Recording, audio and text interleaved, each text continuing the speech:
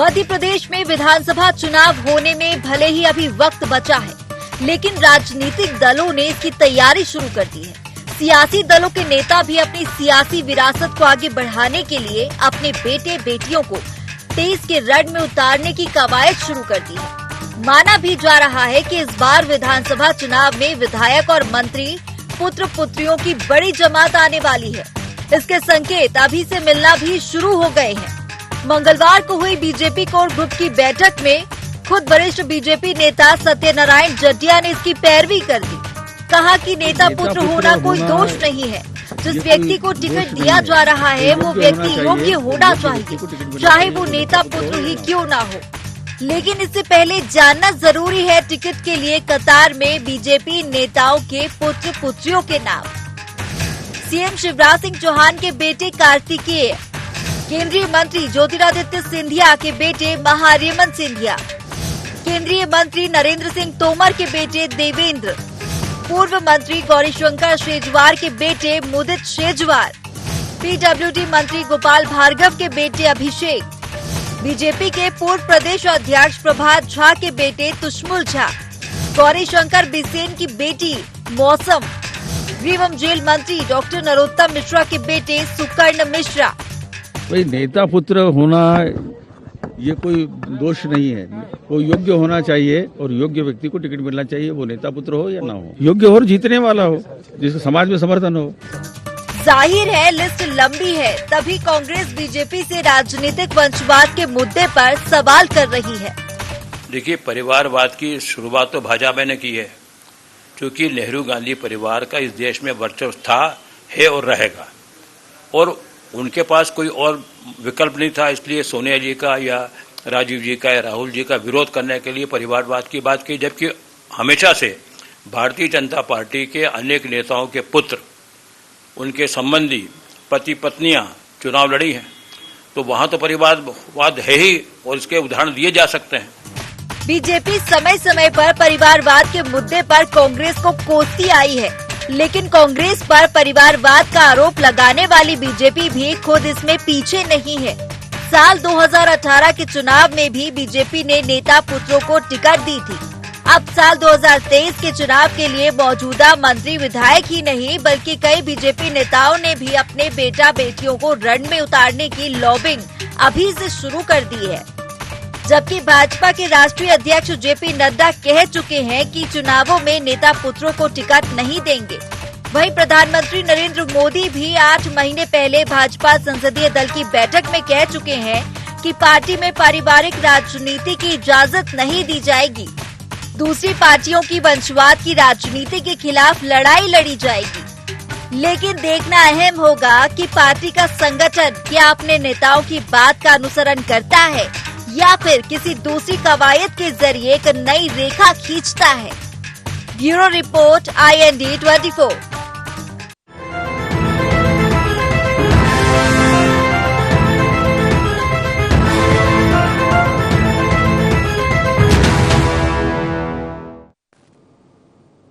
नमस्कार, मैं हूं प्रवीण दुबे।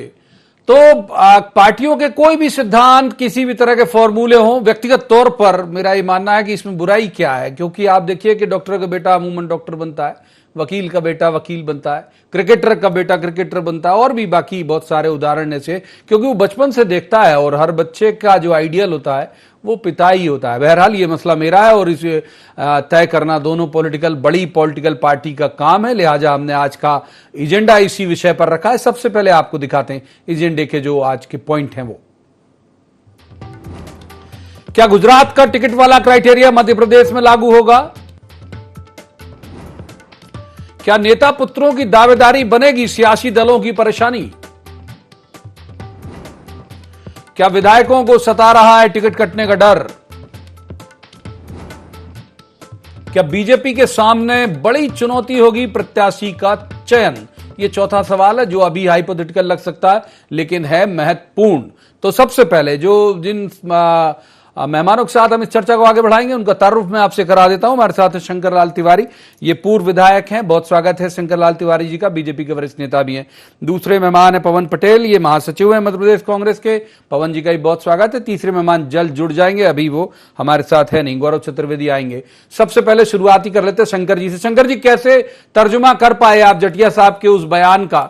आप हमारे साथ कई बार डिबेट में रहे तो कह देते हो कि मैंने पूरा सुना नहीं है, तो ये अगर आपने सुना हो तो उनके बयान का जरा तर्जुमा करके बताइए, जटिया साहब कहना क्या चाह रहे थे? बदनाम कर रहे हो, मैंने कई बार नहीं कभी कहा होगा। तो ये बता दीजिए जटिया साहब कहना क्या चाह रहे थे सर? जटिया साहब क्या कहना चाह रहे थे वो आप भी समझ रहे हैं, जनता भी समझ रही है, और मेरे साहब कहलवाना चाहते मैं कह रहा हूं।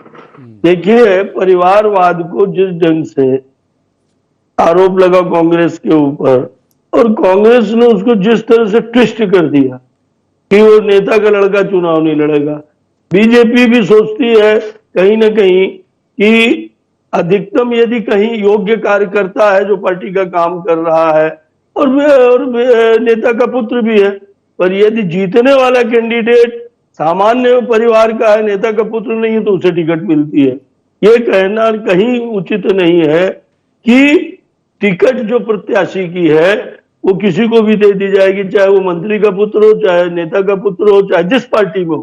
कांग्रेस पार्टी भी किसी अपने नेता के पुत्र को ये जानने के बाद कि हार जाएगा जल्दी टिकट नहीं देगी, राज्यसभा में भेज देगी, बड़ा प्यारा या बड़ा वो होगा। पर मैं एक अपनी बात कहना चाहता था, जैसे आपने अभी कही, मैं अपनी बात ये कहना चाहता था कि जो कांग्रेस के ऊपर परिवारवाद का आरोप लगा, उससे कांग्रेस इस बातों से पल्ला झाड़ करके ये कह करके कि वो फलाने मंत्री के पुत्र को टिकट मिल गई, वो जीत गया, और फलाने मंत्री का लड़का जीत गया या विधायक का लड़का जीत गया, बात नहीं बनेगी। ठीक, आपके ऊपर, कांग्रेस के मित्रों के ऊपर जो आरोप लगा है पार्टी के ऊपर, वो आरोप लगा है। जवाब ले लेते, बहुत वक्त दिया सर। पहले सवाल में बहुत वक्त दिया। पवन जी, वो ये जो जटिया साहब का जो बयान है उस पर आपकी जो टिप्पणी है, क्योंकि हालांकि आपकी पार्टी से कोई जुड़ा हुआ मामला है नहीं, लेकिन फिर भी, और जो दूसरा शंकर लाल तिवारी जी कह रहे हैं, देखिए जटिया जी का बयान हो, चाहे जटिया जी का बयान हो, चाहे इनके राष्ट्रीय अध्यक्ष जेपी नड्डा जी का बयान हो, ये बयान अपने आप में समझ में आ रहा, अपने आप कर रहे हैं कि किस टाइप के बयान बोल रहे हैं, किस टाइप के उनके सुर क्या है, इनके सुर क्या है। ठीक है, ये परिवारवाद की बात ही कांग्रेस के ऊपर बात करते थे। सिद्धांततः है आप उनके बयान से सहमत हैं या असहमत? नहीं, सिद्धांततः सहमत होने वाली बात है। मैं तो हमेशा कई डिबेट में अपने बोल चुका हूं कि सिर्फ नेता पुत्र होने के कारण टिकट नहीं मिलनी चाहिए, अगर वो पद को, उस टिकट को डिजर्व करता है तो उसे टिकट मिलनी चाहिए। ये हम पहले से बोल रहे हैं। यही हमारा है कि यही गांधी, यही राहुल जी जिनके ऊपर ये परिवारवाद का आरोप लगाते थे, उनके पूर्वजों ने इस देश को आजाद कराने में प्राणों की आहुति दे दी, इसलिए वो डिजर्व करते हैं।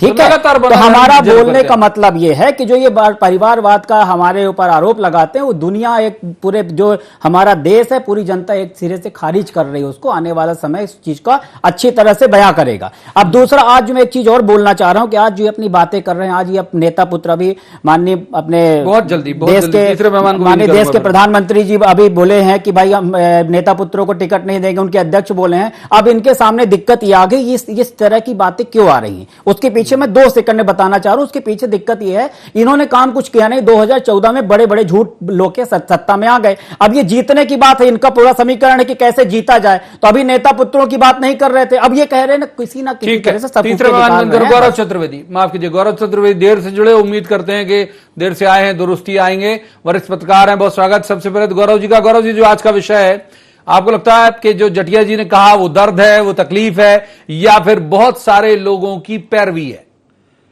दर्द भी है और बहुत सारे लोगों के पैरवी भी है। लेकिन एक बात जरूर कहना चाहूंगा कि जब आप वंशवाद की बात करते हैं तो आप योग्यता की बात ना करें, और जब आप योग्यता की बात करते हैं तो वंशवाद को दरकिनार करके बात करें। परिवारवाद नहीं हो सकता। मैं बात वही कर रहा हूं कि नेता पुत्र भी योग्य हो सकता है और सामान्य कार्यकर्ता भी योग्य हो सकता है, लेकिन जब एक पार्टी टिकट देती है किसी परिवार के सदस्य को, तो दूसरा विरोधी दल कहता है कि यहां परिवारवाद है। वही आरोप लगाने वाली पार्टी अपने यहां भी उसी पैटर्न को अपना लेती। या तो आप एकदम से अलग कर दें या एक लाइन को पकड़कर चलें। ठीक है, एक बार इन करते हैं अब शंकर लाल जी को।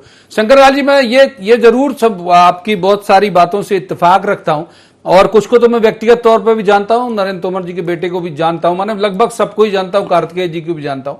अगर क्षमतावान है दोनों ही पार्टियों में, यहां तो जो इन्होंने पिछली बार युवा कैबिनेट भी कर दी थी, अगर क्षमतावान है और एक मास लीडर जैसी उसकी एक अपने इलाके में अपील है, तो क्यों नहीं देना चाहिए उसको टिकट? नहीं, यही बात जटिया जी ने कही जो मेरे अभी कांग्रेस के प्रवक्ता ने कही है। भाई ये तो पहले से कह रहे हैं कि यदि योग्य तो देंगे। मैं दूसरी बात कहना चाहता हूँ, उस बार मैं नहीं कह पाया। मैं कहना चाहता हूँ कि कांग्रेस के मित्रों को समझना चाहिए कि जो उनके ऊपर परिवारवाद का आरोप लगा है, वो किसी राज्य में एक विधायक के बेटे को टिकट दे देने पर नहीं लगा। वो इस बात पे लगा कि भाई प्रकट कृपाला दीनदयाल बनेंगे तो राष्ट्रीय अध्यक्ष एक ही परिवार के लोग बनेंगे। मैं जानना चाहता हूं कि बताइए बीजेपी में कौन सा ऐसा राष्ट्रीय अध्यक्ष बना है, कौन सा ऐसा प्रदेश अध्यक्ष बना है जो मैंने सीधे आया हो और इसलिए कि वो किसी परिवार का किसी वरिष्ठ का पुत्र है और इस नाते वो राष्ट्रीय अध्यक्ष से ही लॉन्च करेगा। अरे भैया KG1 KG2 KG के बाद प्रथमा द्वितीय जो पढ़ते हैं वो पढ़ा नहीं और सीधे राजीव गांधी जी अध्यक्ष बनेंगे, राष्ट्रीय अध्यक्ष बनेंगे। क्या योग्यता थी? पायलट थे। प्रधानमंत्री में क्या योग्यता थी? नेहरू वंश के थे।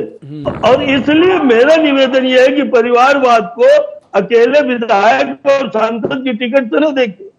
जो नेहरू वंश के ऊपर परिवारवाद का आरोप लगा वो इसलिए लगा कि कोई भी हो रावण पर मंदोदरी एक ही रहेगी, कोई भी हो अध्यक्ष भी बन जाए कोई, आज भी जवाब ले लेते अध्यक्ष बने। जवाब ले लेते पवन जी, वो कह रहे हैं कि उनका जो परिवारवाद और वंशवाद का जो तरीका है या जो परिभाषा है वो बिल्कुल अलग है, वो आप लोगों के लिए अलग है। शंकर लाल जी, जवाब ले लेता हूँ आपकी बात का जवाब ले लेता हूँ। उनकी परिभाषाएं बिल्कुल अलग है, वो कह रहे हैं वंशवाद और परिवारवाद की।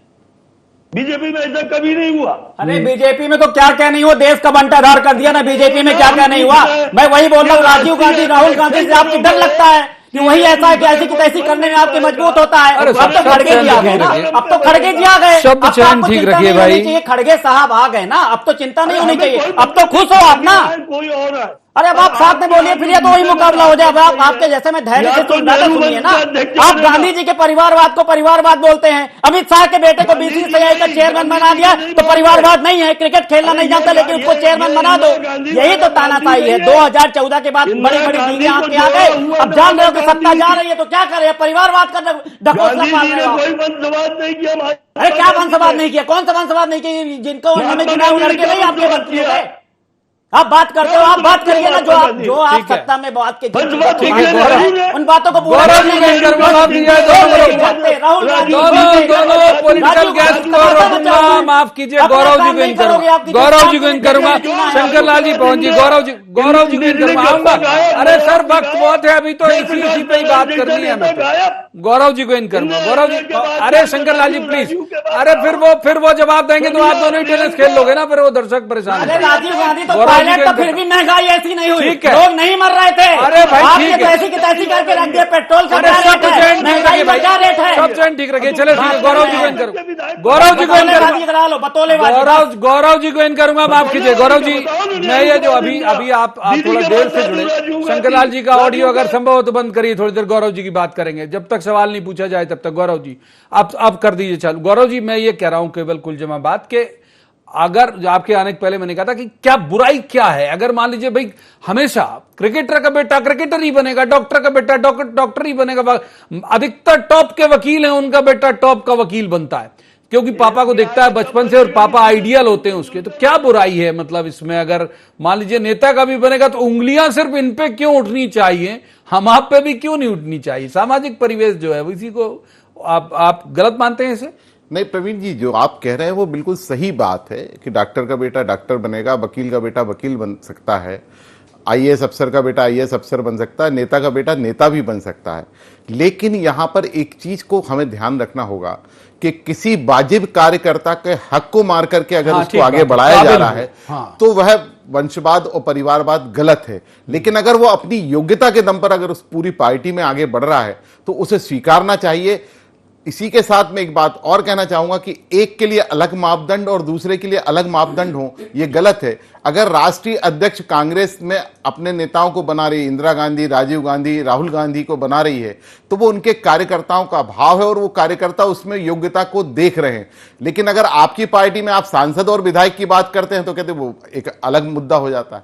इन दोनों चीजों को एक साथ देखना चाहिए। अगर योग्यता है आप उसे डेफिनेटली आगे बढ़ाइए, लेकिन किसी नैसर्गिक कार्यकर्ता का हक ना मारा जाए। शंकर लाल जी, अब आपका रुख कर लेते हैं। ये कह रहे हैं कि नैसर्गिक कार्यकर्ता का हक इसलिए मर जाता है कि पापा इतना बड़ा नाम होते हैं कि बरगद की छांव में पनपने नहीं देते किसी को अपने बेटे के अलावा, तो वो हक मारने जैसी बात दिख जाती है। और दूसरा, मतलब आपको लगता है कि पापा खुद ही सरेंडर कर दें एक निश्चित आयु के बाद कि मैं ये सीट दे रहा हूं, जैसे एक बार कैलाश जी ने अनाउंस कर दिया था कि मैं अपने बेटे को बर्थडे में दे रहा हूं। देखिए, मैं फिर कह रहा हूं कि यदि मेहनत करके, जैसा अभी आदरणीय गौरव जी ने कहा, आदरणीय मेरे कांग्रेस के मित्र ने कहा कि वो मेहनत करके आता है और किसी कार्यकर्ता का हक नहीं मारा जाता, और उसको पार्टी देख रही कि पार्टी वहां जीत सकती है, तो कोई भी पार्टी होगी वो उसे टिकट देगी। पर मैं बात कर रहा था, आदरणीय गौरव जी ने भी मेरी बात को शायद ध्यान नहीं दिया। मैं ये कह रहा हूं कि आखिर राष्ट्रीय अध्यक्ष से ही सीधे लॉन्च होगा, ऐसी योग्यता क्या है बताइए ना जरा। मैं अपने व्यक्तिगत हित के लिए समझना चाहता हूँ। भाई सामान्य ज्ञान बढ़ाने के लिए पूछ रहे हैं, अभी पवन जी की बारी आएगी तो पूछेंगे हम जरूर उनसे। विधायक में, सांसद में, नगर पालिका में आप योग्य व्यक्ति है दीजिए। देश का आधा चुनाव तो जातिवाद के आधार पे होता है, जातिवाद आधार के आधार पर टिकट बढ़ती है, और इस नाते अगर कोई जीत का फार्मूला है किसी के पास और दूसरा कार्यकर्ता वहां पसीना नहीं बहा रहा है, नहीं है उस योग्यता में आ रहा मापदंड में जीत की, तो आप दीजिए। पर ये जो परिवारवाद का आरोप है, इस पर जवाब चाहिए कि सीधे दीदी बताइए भाई पवन जी, अब आपकी बात का जवाब ले रहा हूं। आपसे उम्मीद करूंगा जैसे ही आपको मौन सुन रहे तो आप सुनिएगा, आपकी बात का जवाब लेता हूं। पर ऐसी क्या योग्यता है पवन जी के लॉन्च होगा अध्यक्ष के पद से या कार्यकारी अध्यक्ष के पद से? वो कह रहे हैं कि भाई पहले नीचे बनाइए ना, एनएसयूआई, फिर यूथ, फिर ले जाइए। पैदल यात्रा पहले कर लेते ना, अब फिर बनते कुछ डर निकल गया, डर सामने आ गया। पैदल यात्रा का, पद यात्रा का डर कब कपा रहे हैं आप लोग? मैं कहता हूँ योग्यता सुनिए, सुनने का मात्रा रखिए। शंकर जी, आप लोग की छुट्टी हो रही, कुछ भी चिल्लाते रहो। अब मेरी बात सुन लो, मेरी बारी है अभी। हम सनातनी लोग सुन तो लीजिए शंकर जी, प्लीज सुनिए। देखिए, आपसे मैंने उस वक्त भी अनुरोध किया था कि जब आप बोल रहे हैं, ये सुन रहे हैं, तो कम से कम ये डिबेट की गरिमा बनी रहेगी। ये बोल, इनकी बारी है तो इन्हें सुनिए, तो क्या कहना है बोलिए पवन जी। देखिए, योग्यता का पैमाना है गरीब, योग्यता का पैमाना है महंगाई, योग्यता का पैमाना इस देश की भावना, योग्यता का पैमाना इस देश के युवाओं को रोजगार, जो आप लोगों ने झूठ बोल बोल कर गए। अगर राजीव गांधी योग्य नहीं था, कहां रोल है? राजीव गांधी योग्य नहीं था, फिर भी महंगाई नहीं बढ़ी। राजीव गांधी योग्य नहीं था, फिर भी बेरोजगारी नहीं बढ़ी। इस तरह जिस तरह आपने बड़े योग्य अपने डायनामिक प्रधानमंत्री जी आए 2014, मेरे इतनी हिम्मत थी 2014 में क्यों बोल के आए? अब आप बोलते रहे साहब, आपकी यही स्ट्रेटेजी है कि जब जवाब देना पाओ, आपके प्रवक्ताओं को यही ट्रेनिंग दी जाती है कि जब जवाब ना दे पाओ बोलते जाओ। मैं आपको सुन रहा था, बोलिए ना। इस देश और प्रदेश की भावना थी राजीव गांधी, समझ कितने आपके कितने भाजपा के नेता इस देश पे कुर्बान हुए, कितने भाजपा के नेता इस देश को बलिदान दिया? बताइए, अंग्रेजों के समय क्या था? आपका संघ की क्या विचारधारा थी? कहां छुपे छुपे घूम रहे थे आप लोग? बात करने के कारण आप लोग संविधान के खिलाफ काम करते हो और आपकी लुटिया घूम रही है। आप बताइए, महंगाई घूम रही है, आप सब बोलते हो। आपके प्रधानमंत्री जी कहते हैं चलो उन्होंने चाय बेचने से एक्सपीरियंस किया। गौरव जी को इन करते, डायनामिक गौरव जी को इन करते, माफ कीजिए गौरव जी को इन करूंगा, आप गौरव जी को इन करूंगा। अब थोड़ा सा सियासी इसका तर्जुमा करना या इसे डिकोड करना जरूरी है। गौरव जी, एक बड़ी मीटिंग हुई, जो मीटिंग थी कोर कमेटी की, इनकी बीजेपी की बड़ी मीटिंग हुई, जिसमें सब तमाम जितने भी बड़े नाम एमपी से वाबस्ता है वो सब बैठे। मीटिंग के बाहर आके जटिया जी बोल रहे हैं, तो ये अचानक से निकला हुआ, सहसा निकली हुई बात है, या फिर आपको लगता है कि एक तरह की ये पैरवी है बाकी नेताओं की तरफ से? नहीं, देखिए, जब पार्टी में इस बात की बात उठी कि परिवार के नाम पर अब टिकट नहीं दिए जाएंगे, तो गुजरात मॉडल के कारण कई नेताओं को बड़ी परेशानी हुई, क्योंकि उनके पुत्र योग्य भी थे और वो काम भी कर रहे थे। ऐसी परिस्थिति में हर पिता को अपने पुत्र की चिंता होती है, और उसने अपने अपने तरीके से पार्टी की नीति रीति का विरोध नहीं किया, लेकिन अपनी बात को रखने की कोशिश की। चूंकि ये कोर कमेटी का मामला है और चुनाव अब बिल्कुल सामने है, साल भर बचा है, ऐसी स्थिति में कोई भी प्रत्याशी अगर मैदान में जाना चाहेगा तो उसे लगभग साल भर का समय चाहिए। और इस बात को कहकर के जटिया जी ने बाकी नेताओं की पैरवी भी की है और अपना एक दर्द भी निकाला है जो नेताओं के अंदर भर गया है कि उनके बाद कौन। तो ये जरूरी भी था और अच्छी बात है, अगर योग्य हो तो उसे बाकायदा टिकट दिया जाए, इसमें कोई बुराई नहीं। शंकरलाल जी, ऐसे में ये नहीं होगा कि पता लगे कि पापा बीजेपी में, बेटा कांग्रेस आ गया, कहां जाएगा बेटा फिर? अगर उसने तय किया कि उसे राजनीति करनी है और अगर आपकी पार्टी का गुजरात का मॉडल टिकट में एप्लीकेबल हो गया एमपी में भी, तो कहां जाएगा बेटा फिर? ये पवन जी की पार्टी में फिर इनसे बोलते वेलकम करना शुरू करिए। नई बात नहीं है हिंदुस्तान में। प्रवीण जी, आदरणीय गौरव जी जैसे वरिष्ठ बैठे हैं, इस देश के अंदर तमाम परिवार ऐसे हैं कि इस पार्टी में भी है, उस पार्टी में भी है, कभी यहाँ है, कभी वहाँ है। कोई भाई कांग्रेस में है, कोई भाई बीजेपी में है, कोई बीएसपी में चला गया। ये तमाशा देश के अंदर धीरे धीरे ठीक हो, आप सब विद्वज्जनों के आशीर्वाद से। विचारधारा पर लोग जिए, विचारधारा के लिए मरे, ये अच्छा लोकतंत्र होगा। पर ये कोई नई बात नहीं है। मेरे शहर है छोटा सा, यहाँ पर एक आदमी बीजेपी में है, एक ही परिवार का, दूसरा कांग्रेस की टिकट मांग रहा है। ये सब खेल चलते हैं स्थानीय स्तर पर। और राष्ट्रीय स्तर पर मेरा एक ही कहना था, इसका उत्तर नहीं आया डिबेट जिस विषय पर थी, इस सीधे लॉन्चिंग ये नहीं होना चाहिए किसी भी पार्टी। मैं किसी पार्टी की बात नहीं कर रहा हूँ। और होना चाहिए तो इतना जोर क्यों दे रहे हो? हम सीधे लॉन्चिंग करें, अब खड़गे जी को लोकतांत्रिक तरह से लॉन्च कर दिया, इसका जवाब आपके पास नहीं है। आप डर क्यों रहे हो इतना? सीधे लॉन्चिंग नहीं किया, उसके पूरे परिवार ने इस देश के ऊपर अपनी जान को न्यौछावर कर दिया। आपने भी जवाब नहीं दिया। आपने क्या किया? बलिदान किया इस देश के आजादी के लिए? बतौलेबाजी के अलावा क्या किया आपने? बतौलेबाजी के अलावा एक काम बता दीजिए। आपकी इतनी अच्छी नीतियां हैं, बड़ी अच्छी पार्टी है, हमारे बड़े अच्छे डायनेमिक प्रधानमंत्री हैं, लेकिन क्या हुआ? बेरोजगारी महंगाई पे कंट्रोल क्यों नहीं कर पा रहे हो? इसलिए नहीं कर पा रहे आपने आपका लक्ष्य निर्धारित कर लिया कि हम सत्ता में रहना है। उसके लिए चाहे खरीद फरोख्त करना पड़े, चाहे जितना झूठ बोलना पड़े, जितने बड़े बड़े विज्ञापन देने पड़े, बस आप किसी की मौत का इवेंट। गौरव जी को इन करेंगे, गौरव जी को इन करेंगे भाई, गौरव जी को इन करेंगे। आऊंगा शंकरलाल जी, वक्त रहा तो आऊंगा आपके पास। पहले गौरव जी करते। गौरव जी, कितने बड़े बड़े नाम एकदम लॉन्च होंगे पूरे देश और प्रदेश में, सब आएंगे, सीधे ही आएंगे। आप वो चल दिए हैं, वो अब आ रहे हैं, यही सोच के हम दिल बहला रहे हैं। रुकिए ना जरा, इनको इन करते। गौरव जी को इन कर लेते हैं। गौरव जी बहुत काबिल लीडरशिप मिली भी है, मतलब इसमें कोई दो। आप सिंधिया जी देख लो, दोनों सिंधिया जी देख लो, जो स्वर्गीय माधवराव सिंधिया जी देख लो, अभी ज्योतिरादित्य जी को देख लो, सचिन पायलट देख लो, आप जो जतिन प्रसाद हैं इन्हें देख लो, तो मेरी अखिलेश यादव देख लो, ये खुद भी बहुत कमाल लीडर बन गए। तो क्या बुराई है? मतलब माने अगर काबिल निकल जा रहा है और काबिलियत को प्रूव कर रहा है, एक बार नहीं 4 बार, तो क्या बुराई होना चाहिए इसमें? और वो हक भी भले ही माने एक आध किसी का हक मारा होगा, लेकिन अगर उसने जस्टिफाई किया ना अपने होने को। नहीं प्रवीण जी, आप बिल्कुल सही कह रहे हैं कि ये लोग योग्य थे, तभी इन्हें आज जनता एक्सेप्ट कर पा रही है। अगर योग्य नहीं होते तो जनता ने भी नकार दिया होता। बात एक और साथ में है, जब परिवारवाद की बात हो रही है, कि आज अगर भाजपा ने जो गुजरात में फार्मूला अपनाया है, अगर वो मध्य प्रदेश में अपनाती है, तो क्या उन नेताओं को टिकट नहीं देगी जो बाकायदा मंत्री बने बैठे हैं, विधायक बने बैठे हैं? क्या उस जगह परिवारवाद की अलग डेफिनेशन होगी और आने वाले नए प्रत्याशियों के लिए अलग डेफिनेशन होगी? तो ऑफर बैलेट टाइप का कुछ होगा कि इधर तक वाले बैलेट हैं, इधर तक वाले। ऐसी स्थिति में योग्यता को ही मापदंड बनाया जाना चाहिए, फिर वो चाहे किसी भी परिवार से हो। अगर योग्य है तो उसे टिकट दीजिए, और अगर जीतने की क्षमता रखता है तो टिकट दीजिए। जवाब ले लेते हो शंकरलाल जी का जवाब, क्लोजिंग बहुत जल्दी वक्त पे चलता है आज से। गौरव जी ने बहुत सही बात कही है कि, और यही होता है, अब कहीं धोखा हो जाए, कहीं छल हो जाए, अलग विषय है।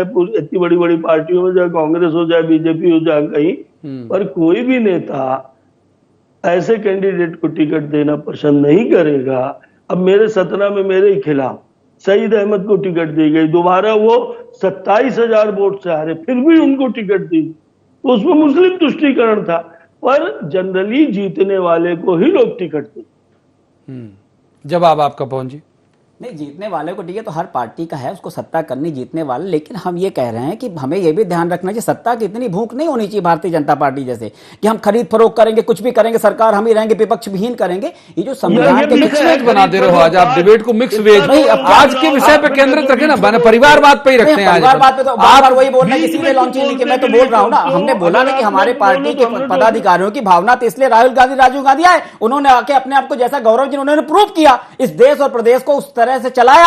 आप आने के बाद भी नहीं चला पाए, तो मेरा क्लियर ही है, मैंने सबसे पहले यही बोला। अब वो बार बार बोल रहे सीधे लॉन्चिंग, तो बहुत एक बार शंकर जी छोटा जवाब आपसे इस बात पे भी ले लेते हैं कि भाई जिन काबिल लोगों के मैंने नाम गिनाए उनमें आखिर राजीव गांधी भी तो काबिल निकले ना, इंदिरा जी भी तो काबिल निकली ना, कितने बड़े बड़े उन्होंने वो किए, तो इस पर कैसे परिवारवाद उन पे एप्लीकेबल हो सकता है? काबिलियत उन्होंने प्रूव की। वो काबिलियत का ही कारण था कि देश में इमरजेंसी लगी, उस काबिलियत का ही कारण था कि देश में विदेशों से लाके लाल ज्वार लानी, आयरन लेडी कहते थे साहब उन्हें। उस काबिलियत का कारण ही था कि देश आज जाति में लोकतंत्र के बजाय मसल तंत्र मनी पावर में बदल गया, महंगे हो गए, महंगाई के कारण लोग खाना नहीं खा पा रहे हैं, है ना, वही महंगाई के कारण जिसका बड़ी बड़ी दिखे आके थे, आपने 2 करोड़ रोजगार की बात की थी, वही काबिलियत थी कि आज रोजगार नहीं दे रहे, बोल रहे पकौड़े तलो, है ना, 100 दिन में काला धन आने वाला, यही काबिलियत थी, आज आ गया धन। अब आप बात करो, कुछ भी बात करो, करते रहो। ठीक है, माफ कीजिए, मैं जाता गौरव जी के पास भी क्लोजिंग रिमार्क के लिए, लेकिन वक्त इजाजत नहीं देता, यही रुकना पड़ेगा। बहुत शुक्रिया तीनों मेहमानों का इस चर्चा में शामिल होने के लिए। आज की इस चर्चा में इतना ही, कल किसी खास मसले पर एक खास पैनल के साथ बैठेंगे, तब तक आप देखते रहिए IND 24।